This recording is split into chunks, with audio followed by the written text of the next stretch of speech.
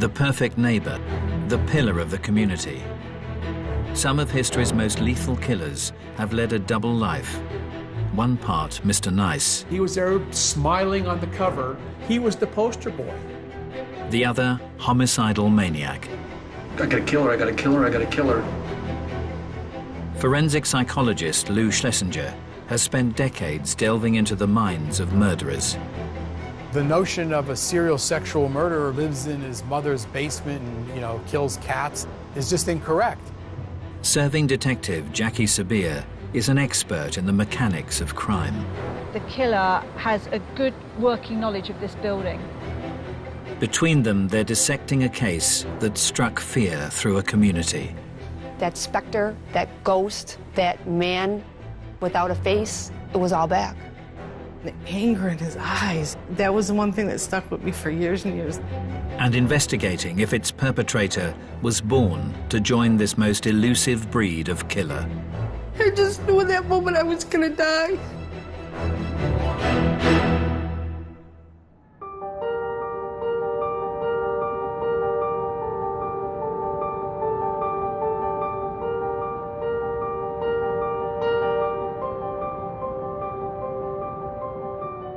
With over 20 years' experience in homicide, Detective Jackie Sabir has headed up some of Britain's most high-profile murder cases.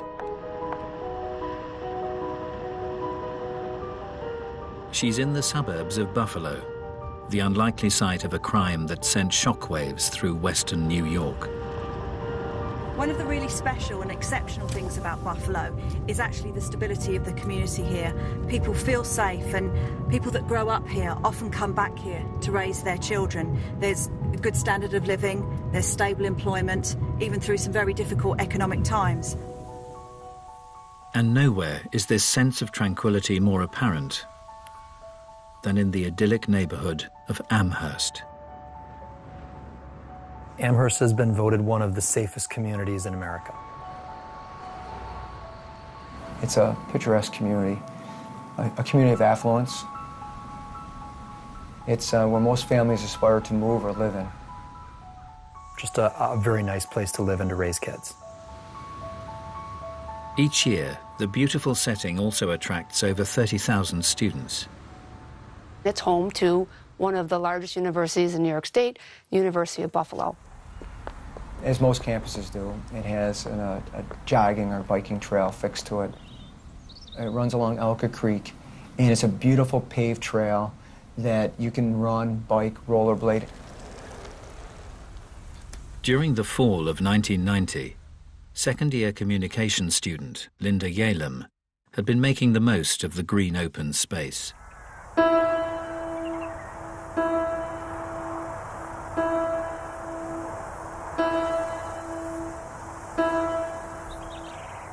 Linda Yalem originally came from California.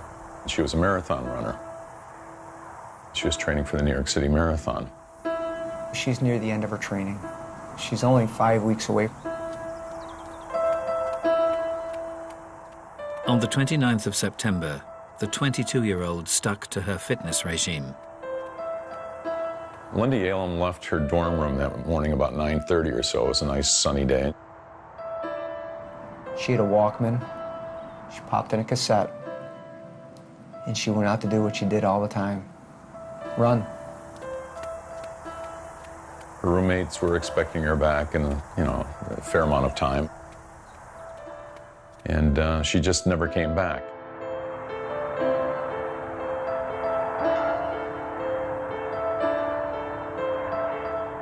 An extensive search was launched along the bike path where Linda was known to have been running. Major Steve Negrelli recalls the moment the hunt for the student came to an end. They stretched this whole 5-mile path, searching the path, the woods, and where we're standing now, Linda's body was recovered.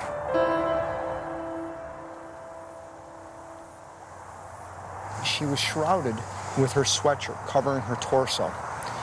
Underneath the sweatshirt, her brassiere and t-shirt was lifted up, exposing her breast. Her pants were pulled down off of her one leg. Was there any signs of defensive injuries? She had numerous injuries upon her face in her body, abrasions and bruises that indicated that she did try to fight her assailant. Despite her efforts, Linda's assailant cruelly controlled her. The assailant put duct tape over both her nose and her mouth. She was unable to gasp any air.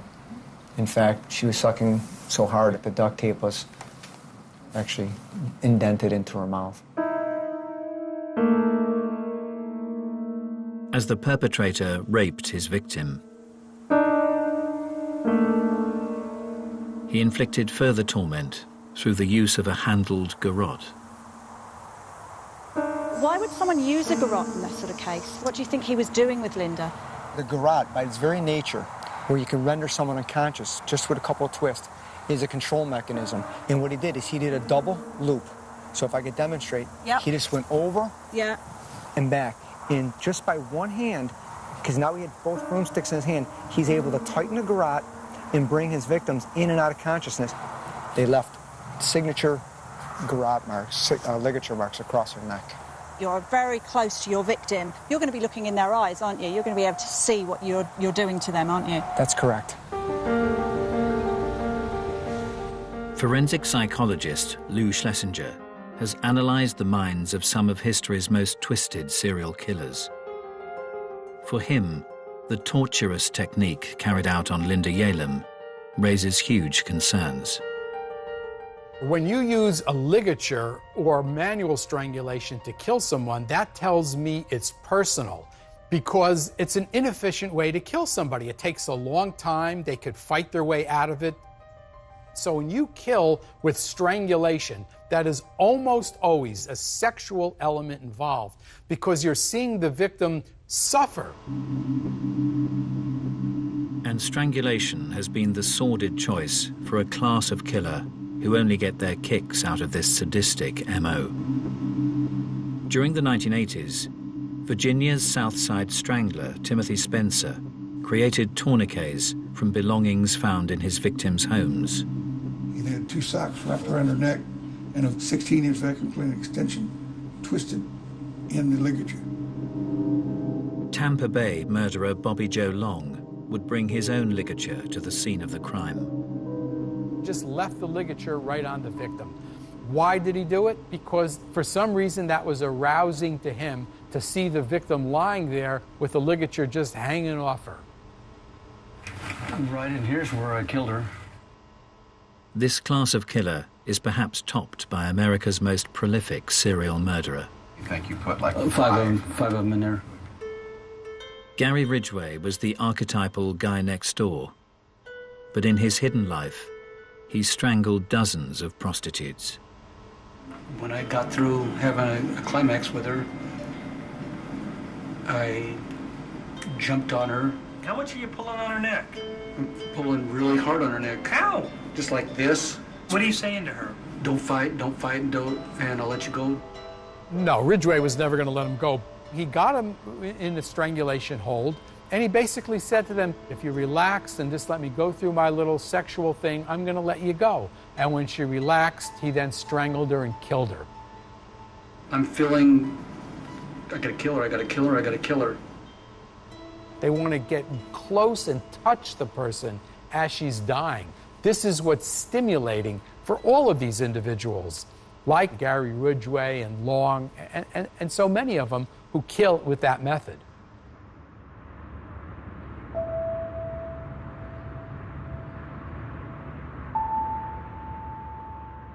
In 1990, in Amherst, Buffalo, the community had been shattered by the strangulation of student Linda Yalem.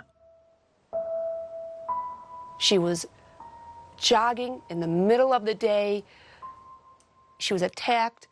No one saw her coming or going. No one saw the attacker coming or going. How does that happen? Detective Jackie Sabir is on the scene with Major Stephen Negrelli as he recalls the moment detectives received a break in the case. A woman called and said she saw a man behind a woman pulling her from behind, pulling across this exact bridge. The sighting suggested that the killer was acting with unabated confidence. This is a Saturday in the month of September. This path is teeming with people. He was brazen enough during daylight hours to grab a victim, drag her over the bridge, and rape her and leave her right here. But as the investigation gathered momentum, it became clear that the assailant's actions were far from random. So the detectives had witnesses that suggested that he'd been staking out the place days before. That's correct. And one such witness was a local factory worker who had spotted a work colleague in the vicinity just days before Linda's death. And his co-worker saw his fellow co-worker walking on that path. Thought it was unusual, went to talk to him, and his co-worker pretended like he didn't see him. Acted bizarre. Although the factory worker was brought in for questioning, no one suspected the murderer could be this pillar of the community. Altemio Sanchez. He coached the boys' baseball team. He played on, community baseball teams through his church. All of his neighbors said he's the greatest guy. He'll mow your lawn for you. He has the nicest looking lawn in the neighborhood. Invites him over to barbecues and things like that. Despite the model neighbor bearing a marked similarity to the perpetrator, close colleagues on his shift at the factory didn't take it too seriously. There was a father and son who worked at the plant as well, and when the composite sketch was out there, they used to joke with him and say, "Hey Al, this looks just like you." And he'd kind of chuckle.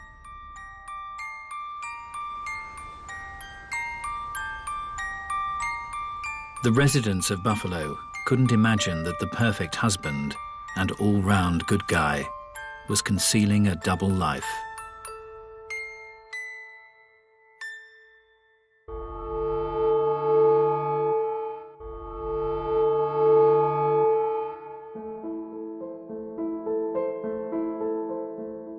Forensic psychologist Lou Schlesinger and serving detective Jackie Sabir are unraveling a case that rocked a suburb of Buffalo, New York. In 1990, Amherst student Linda Yalem was sadistically raped and strangled on a local bike path. For Jackie Sabir, the killer's movements reveal a meticulous operator. This is an incredibly open public space, so for him to have the confidence to have staked out this location, knowing that he wouldn't be disturbed, starts really raising the levels of anxiety of the detectives. This wasn't a spontaneous assault. This was premeditated. And it appeared the calculated killer may have struck before. His technique resembled an MO displayed in a series of sex attacks, perpetrated by a character dubbed the Bike Path Rapist.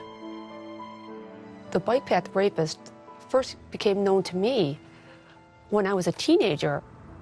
A girl from my high school had gotten raped.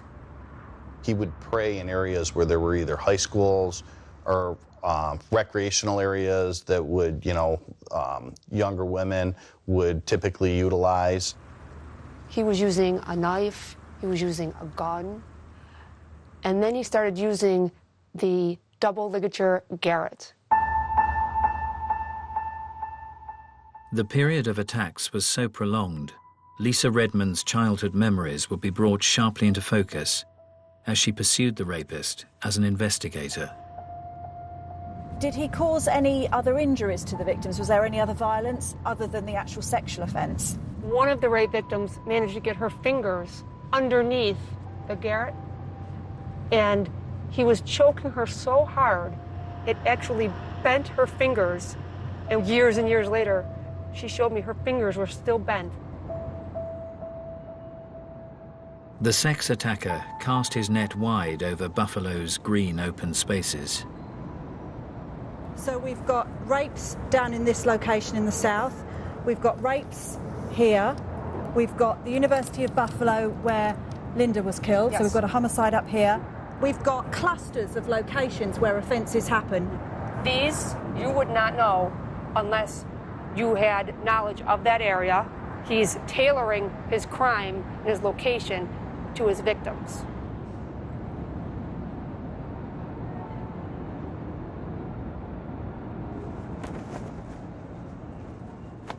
In 1986, 17-year-old Hamburg schoolgirl Susie Coggins would experience the terrible wrath of the rapist firsthand. I was walking to a 9 o'clock class. That day I was running late, so I had to cut through all the bike paths to get to school so I wouldn't be late. I heard someone running through the woods. I turned over my shoulder to look, and I saw this guy. I saw the rope in his hand, and I thought, he must be running his dog or something. But the perpetrator wrapped the rope round Susie's neck, lifting her off the ground. When I went up in the air, I couldn't breathe. Everything stopped in that time, in that moment. And then he started dragging me back into the woods. And the anger in his eyes, I'll never, that was the one thing that stuck with me for years and years, those eyes, the way he looked. Once in a secluded spot, the rapist broke his silence. He just asked me how old I was and if I had ever had sex before. I just kept thinking about my family. I'm sorry, I just kept thinking, I'll never see my family again. I'll never see my friends again. I just knew in that moment I was going to die. Susie was then subjected to a prolonged rape. When he was finished, and I'm like, well, what happens next? And he says, nothing. I felt like there was some guilt in his voice. And yeah, his energy changed completely from the beginning of it till the end of it.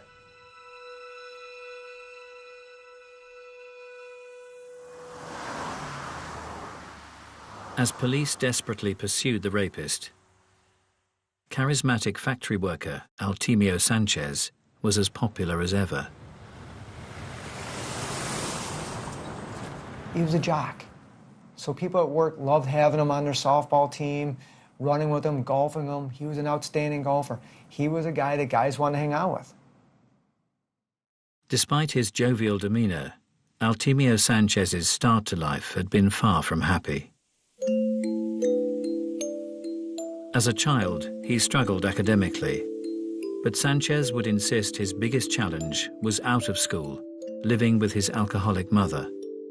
She would frequently remind Al, you know, you weren't wanted. She openly told him during his life, you know, when she was pregnant with him, that she actually bought a kind of a concoction of drugs that would induce an abortion and use those drugs during her pregnancy. The unwanted child had been born into a turbulent home in 1958 in Puerto Rico.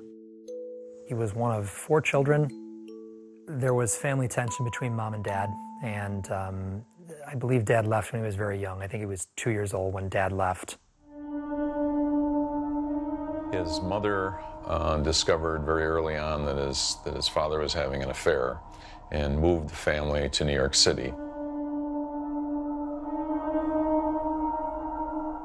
However, life in the big city didn't offer a fresh start for the Sanchez family. He had spent a lot of time with his mother living with different men. He one time lived in the back of a car. She allowed various men into her life. He alleges that those men abused him physically and emotionally during that time period. Sanchez stated he also repeatedly saw his alcoholic mother being abused by her violent partner.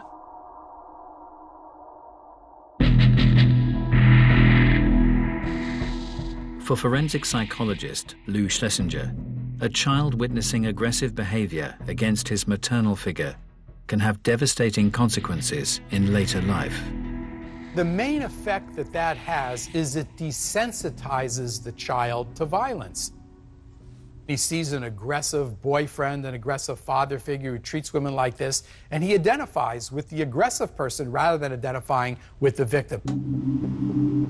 Many of history's most despicable killers have developed a dysfunctional view of their mothers in their formative years. As a child, the Yorkshire Ripper, Peter Sutcliffe, regularly saw his father humiliating his mother, Kathleen. One time, John Sutcliffe spotted Kathleen talking to two men in a pub. That's all, talking. And he slapped her straight across the face.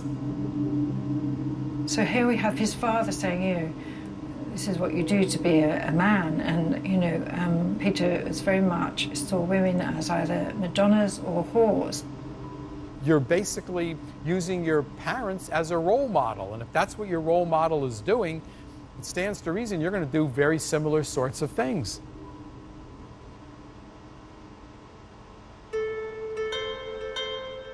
But this crucial mother-son relationship can be affected in other ways. Serial murderer Gary Ridgway's maladjusted view was at the other end of the spectrum. He talked about having some sexual feelings towards her. He described in some detail watching her when she was in a bathing suit and looking at her and thinking that she dressed pretty provocatively.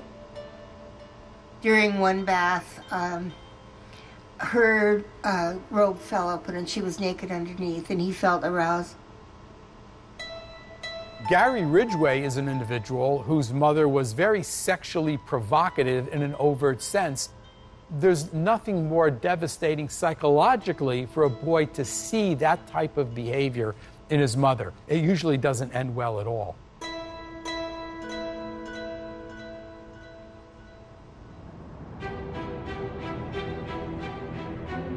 In 1990, in Buffalo, New York, police had connected the murder of student Linda Yalem to a string of brazen rapes committed along the area's bike paths and trails. What made this so bizarre is these were broad daylight attacks. But then, for the next 2 years, the brutal crimes ceased. Poof. He vanishes off the radar.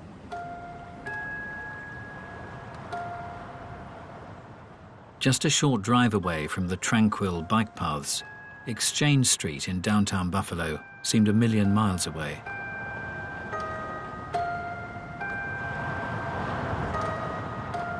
The red light district was worked by prostitute Majane Mazer. Majane Mazer was turning tricks. Sometimes she would stand on corners. A lot of times she would give her number to people and they would call her. But on an October night, the vulnerable 32-year-old was picked up by the wrong man. A John called her. She went out to the curb, got in his car, took off. She was never seen again.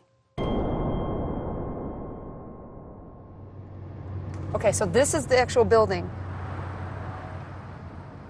Right up to the fence line is where Majane Mazer's body was found. Bless her.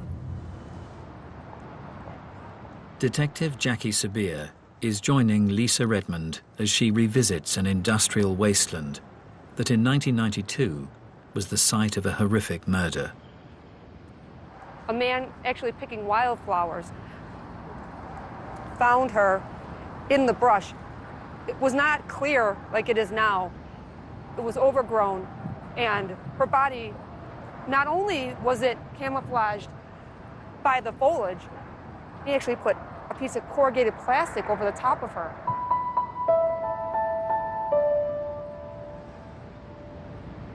When her body was discovered, what condition was her body in? She was lying prone. There was a plastic bag right around her head at the neck, and then another garbage bag pulled over the top.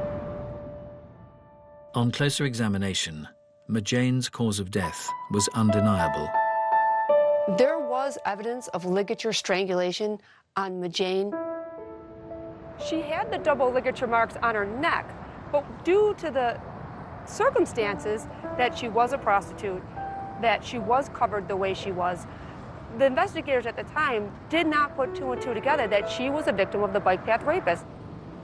Did the detectives form an impression of who could have done this, though? What type of person would have done this? They thought that it would be someone that she knew or was familiar with because of the way the person had painstakingly taken the time to try to hide the body. As police chased up leads, they were unaware that one of Majane Meza's regular clients was a local family man leading a double life, Altemio Sanchez.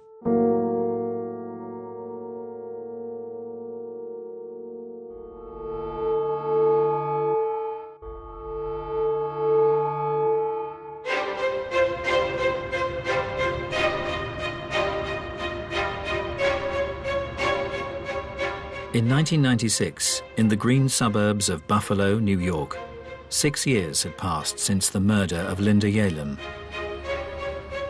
In the wake of her tragic death, the local community was determined the young student would never be forgotten. Because Linda was a runner, there was something created called the Linda Yalem Memorial Run.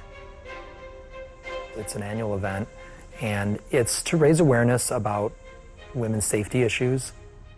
Before the race would start, there would be a moment of silence, and then a bagpipe would lead the runners down to the starting line.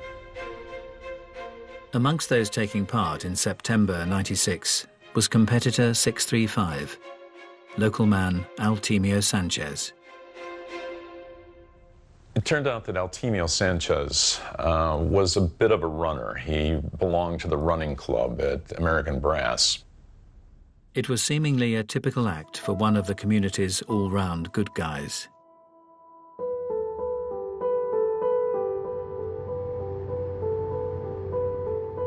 Detective Jackie Sabir has come to Cheektowaga, the neighborhood in which Altemio Sanchez set up home with his college sweetheart 10 years previously. Cheektowaga is an incredibly safe, quiet suburb, low crime, and it's great schools. And that's why Sanchez and his wife picked this location to raise their family. He had 2 sons. He was very involved in his community. Nothing remarkable about him. He just seemed like a neighbor. He was the guy that, when snowfall came, he'd be out there with his snowplow plowing out your driveway. He was a member of his local church community where he was coaching the softball league. His family were well known. He was here for a long time, so he'd established ties. In his working life at a nearby brass factory, Sanchez was also well liked. Fellow worker Ken Chakai would regularly chat with the forklift driver as his night shifts drew to a close. And your first impressions of him? He was just a normal guy? Normal guy. Very nice guy. Soft-spoken. I can't say anything bad about him. Was Sanchez ever in trouble at work, or were there any issues? He was a good worker. Yeah. Was there any gossip about him, or rumours? He was good with the church. The community, his family belonged to the church. He's a great guy. Nobody in Buffalo believed that Altemio Sanchez had anything to do with the murder of Linda Yalem. Having worked extensively with the FBI, Professor Lou Schlesinger is fully aware that for many, a serial killer is hard to spot.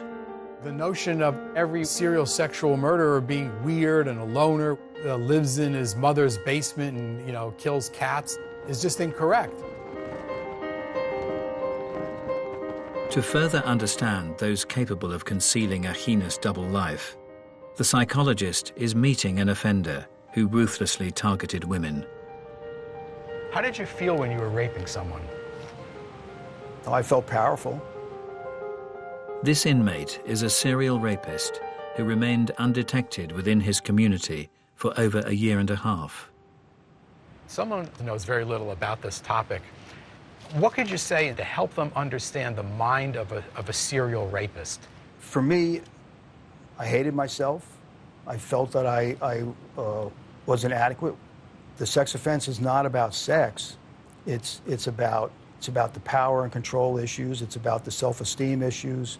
It's about a person who is desperate to be accepted and validated as a person. While you were raping women, you were in a relationship with women. Well, in this case, I was married. You were married.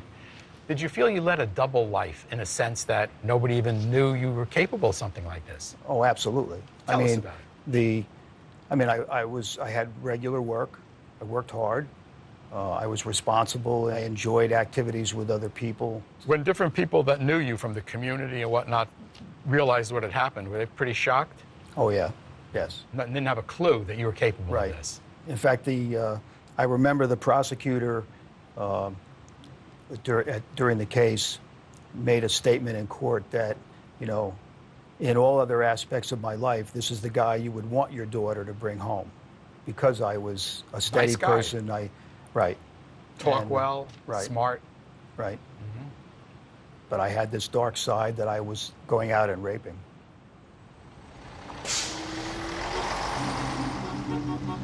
In his work as a profiler, Professor Lou Schlesinger has also experienced this chameleon-like ability in a class of killer that remained invisible to all around them. There's a large group of serial sexual murderers who have families and are married and work and have friends and acquaintances. She got sick, got her a glass of water, comforted her a little bit, and then went ahead and tied her up, and then put the bag over her head and strangled her. Over a 30-year period in Kansas, Dennis Rader murdered 10 people.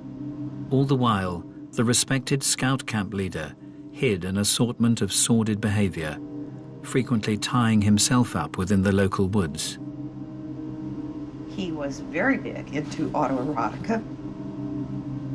What he did was to leave the campsite where the Boy Scouts were, and then he attached a camera on a cord and would take photographs of his accomplishments.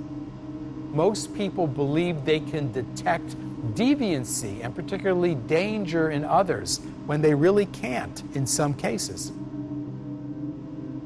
In Riverside County during the 1990s, model citizen Bill Suff's murderous identity was even more impenetrable. He was supplying equipment to the police department, the same police department that was investigating him. A homicide victim was found one morning when two of the investigators were with Bill, and their pager went off, and Bill made the comment to them, "Oh, did you find another body?" If a person interacts with you and makes jokes and seems like a normal guy, why would you possibly suspect that he's capable of such extreme deviancy?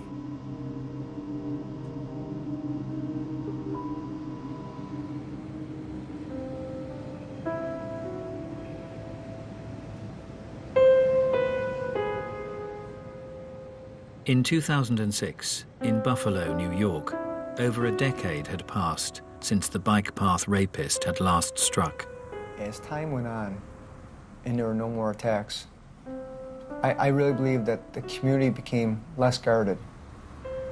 They believed that maybe he left the area, was in prison, or possibly dead. Collectively, the community still had it in the back of our minds. That's where we pushed it, because everyone wanted to believe deep down that we were safe. On the 16th anniversary of Linda Yalem's murder, respected neighbor and loving husband Altemio Sanchez had been out with his wife at an office reunion. He was photographed at a downtown bar at a party with a drink in his hand, with his wife, with his arm around his wife. But amidst the celebrations, no one could have guessed how Altemio Sanchez had spent the day.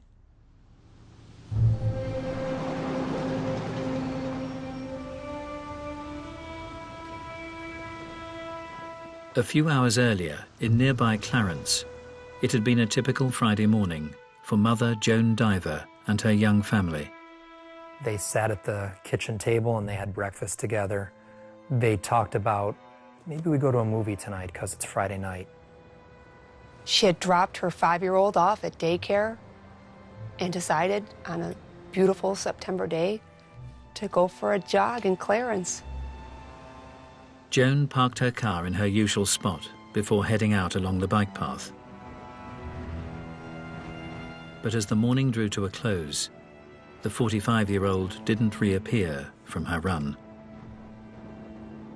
At the normal time of pickup for daycare, Mom didn't show. Her son kind of stood at the window and looked out the window like, where's Mom? With no sign of Joan, an extensive search was mounted. Detective Jackie Sabir is joining Steve Negrelli as he retraces its final steps. A couple of Boy Scouts and a scout leader. They just want to help the diver family, so they were out here volunteering, searching. One of them kind of bent down, peered in, and he could see underneath the shrubbery and overgrowth, he could see what appeared to be a human hand.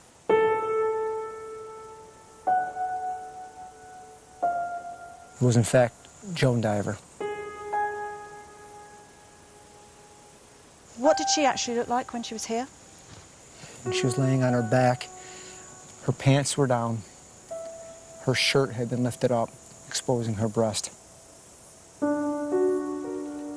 You could see that she had been in a struggle. You could see that there were some marks on her body. Although not witnessed for over a decade, the method of murder had a chilling familiarity. Those distinctive double ligature marks on her neck. So even after the 12 years had passed, it's almost like a textbook copy of what happened before. All the MO was lining up. The time of day, a secluded bike path, a white female jogger, the ligature. Everything's going down that path. It's the bike path, it's bike path, it's bike path. As detectives discovered the victim's car had been moved, lab tests cast out any doubt that the perpetrator had returned. What came back was one droplet of sweat on the steering column where you put the key in. They were able to obtain DNA sample from that exact key tumbler. That DNA that was discovered was in fact the DNA of the bike path rapist. That specter, that ghost, that man without a face, it was all back. But as his reign of terror entered a third decade, the identity of Buffalo's elusive serial killer was about to be unveiled.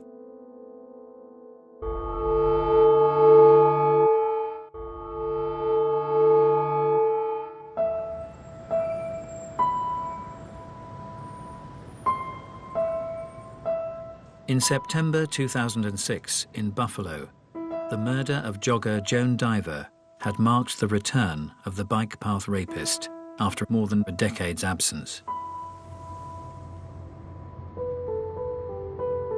As a serving detective, Jackie Sabir is in no doubt as to the impact of this tragic development.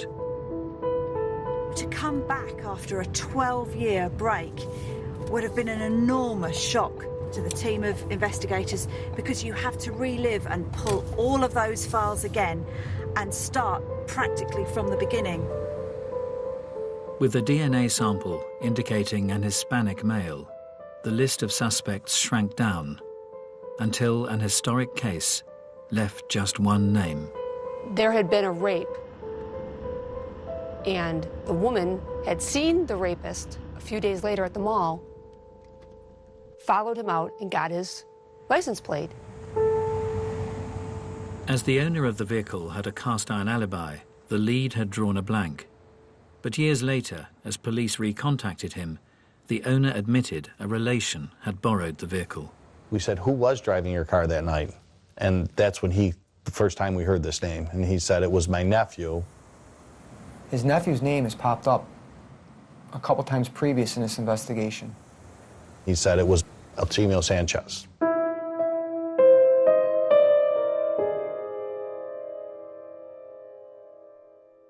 It was like getting hit in the face with a baseball bat, because after all of these years, we finally had a name to the faceless monster that had been terrorizing the women of this community. With a direct DNA match, the church-going softball coach was questioned by Detective Lisa Redmond. At first, he didn't believe I was a police detective.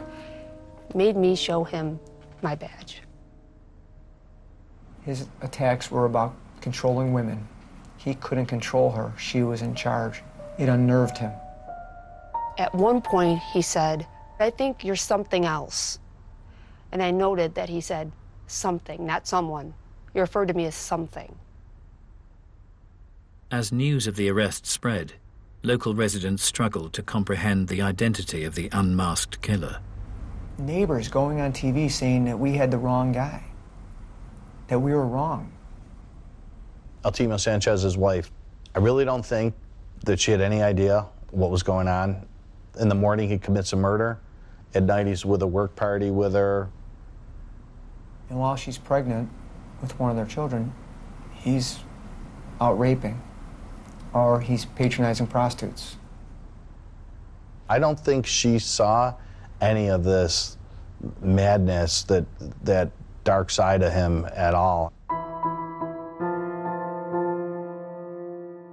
The factory night shift workers' colleagues were left equally mystified.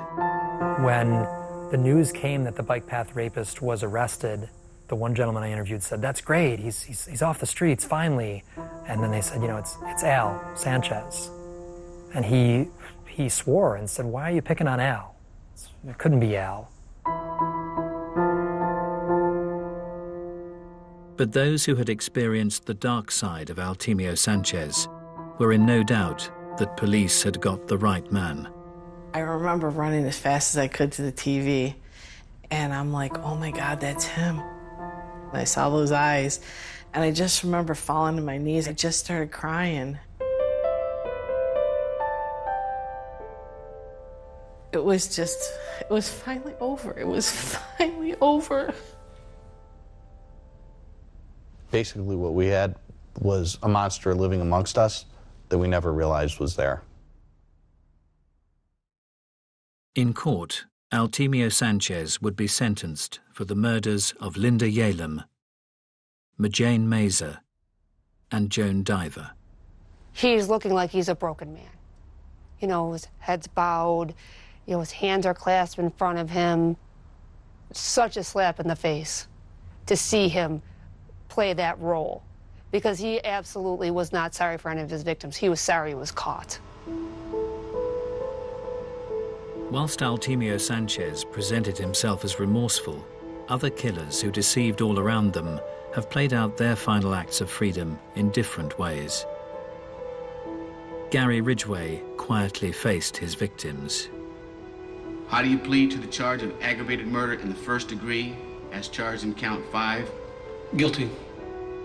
Dennis Rader reveled in detailing his heinous crimes. I got on top of her and then strangled her with a belt at that time. But to fully appreciate these cold-blooded killers, Professor Lou Schlesinger believes you have to look to the past. If you want to understand an offender, don't go by how he appears in court. Take a look at what he did. What he did tells you what the offender is really like. And Altemio Sanchez's brutal history undoubtedly bears the hallmarks of this most dangerous class of killer. The guy next door who was simply invisible. Sanchez shares a characteristic of many serial sexual murderers. These offenders are in a class of their own, inasmuch as those who see them in their environment, and they don't see somebody who's mentally ill, who's psychotic, yet they all have a dark side, and they're extremely dangerous and extremely violent, although the average person doesn't see it.